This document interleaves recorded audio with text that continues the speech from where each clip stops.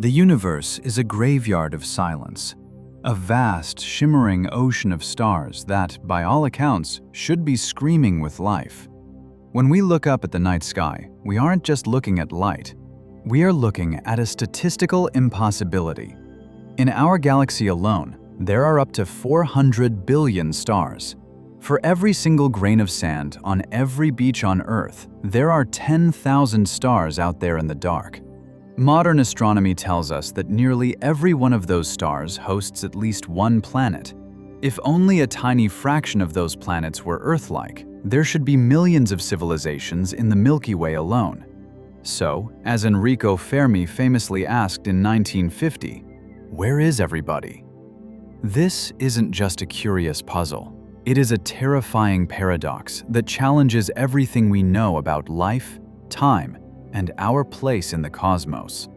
To understand the weight of this silence, we must look at the age of the universe. The Milky Way is roughly 13.6 billion years old. The Earth is only 4.5 billion years old.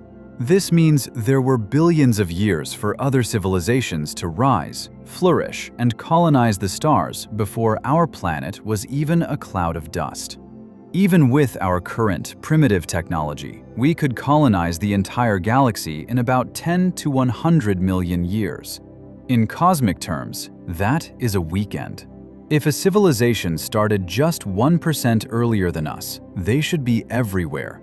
We should see their lights, their communications, and their massive engineering projects. But when we point our most advanced telescopes toward the void, we hear nothing but the cold, indifferent hiss of background radiation. One potential answer to this haunting silence is the concept of the Great Filter.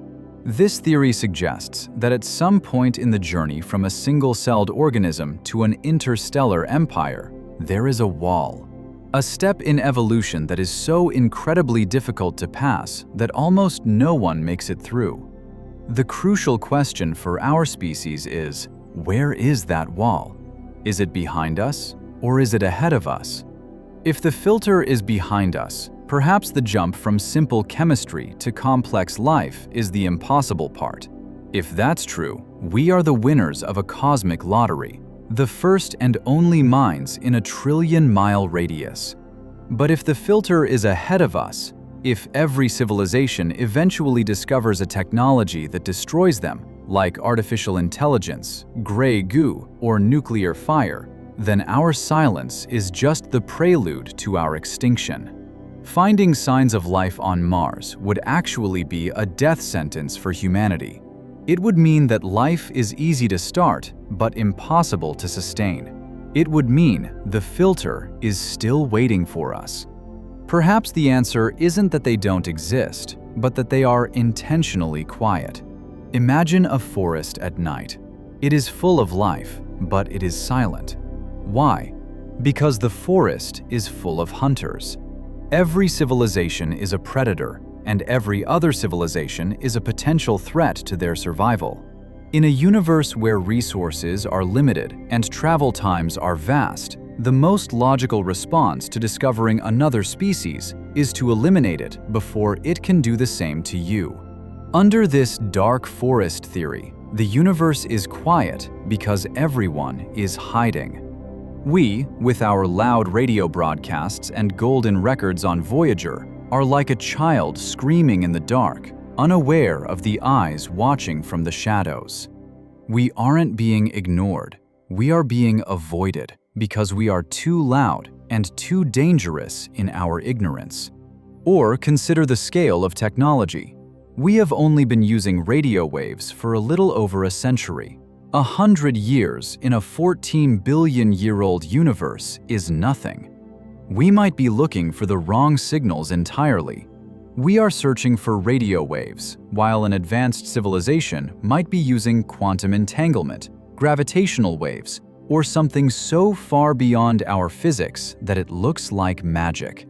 We might be like an ant colony in the middle of a forest, wondering why the rest of the world isn't sending us pheromone messages, while a 10-lane highway is being built just 5 feet away. We are simply too primitive to even recognize the conversation happening all around us.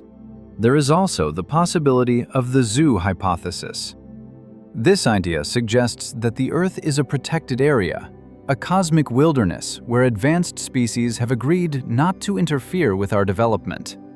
They might be watching us right now, studying our wars and our art, waiting for us to reach a certain level of maturity before they initiate contact.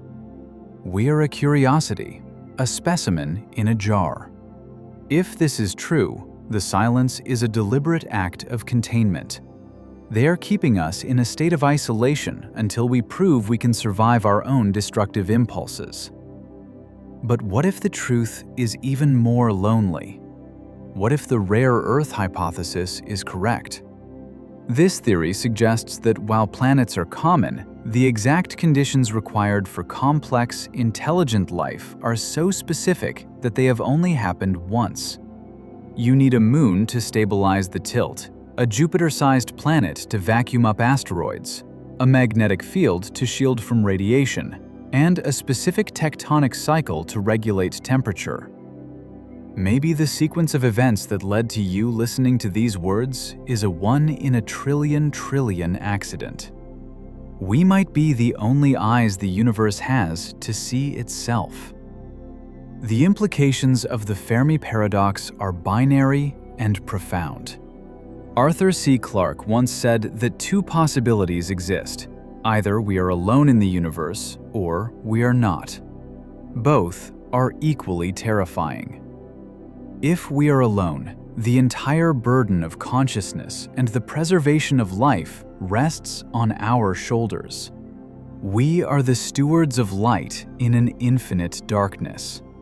If we fail, the universe becomes a mindless void once again. If we are not alone, we must prepare for the day the silence finally ends. Because the only thing more frightening than hearing nothing from the stars is finally hearing a voice that answers back. Where are you? As we continue to scan the heavens, building bigger mirrors and more sensitive sensors, we are not just looking for aliens. We are looking for ourselves. We are looking for proof that it is possible to survive the transition from a planetary species to a galactic one. Every day that we don't hear a signal is a reminder of how fragile our existence truly is.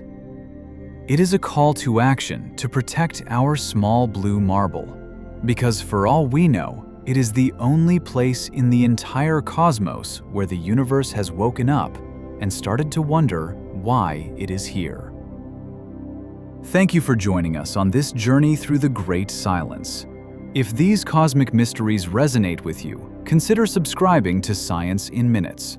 We explore the furthest reaches of space and the deepest questions of existence, 1 minute at a time.